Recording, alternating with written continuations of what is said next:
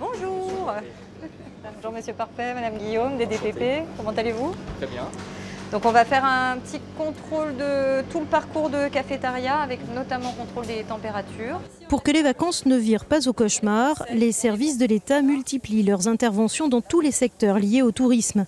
La sécurité des vacanciers passe par leur assiette.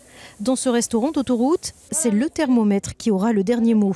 On s'y habitue puisque ça fait partie de notre quotidien, donc les règles sont établies depuis un certain nombre d'années. Alors les quelques changements qu'il peut y avoir au fur et à mesure, on les applique tout simplement, tout bonnement.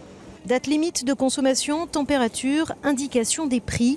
Comme dans cette station-service, tout est vérifié et le contrôle ne se limite pas à l'alimentaire. On vérifie aussi qu'il n'y a pas d'éléments détachables qui soient subtils et susceptibles d'être facilement enlevés par un enfant.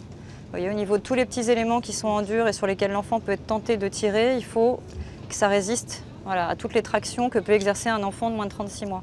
Donc après, quand on a un doute, on prélève, c'est envoyé au laboratoire qui fait des tests en labo pour vérifier effectivement si ça passe les normes. Les aires de jeu sont également source de danger. Alors là aussi, les inspecteurs de la répression des fraudes malmènent pour la bonne cause les installations.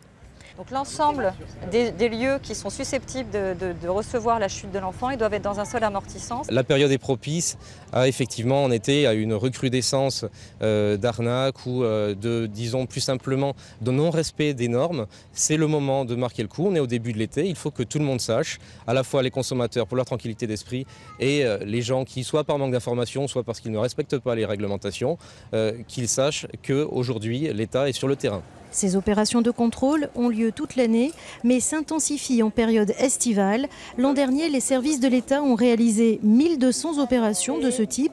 37% des établissements contrôlés étaient en infraction.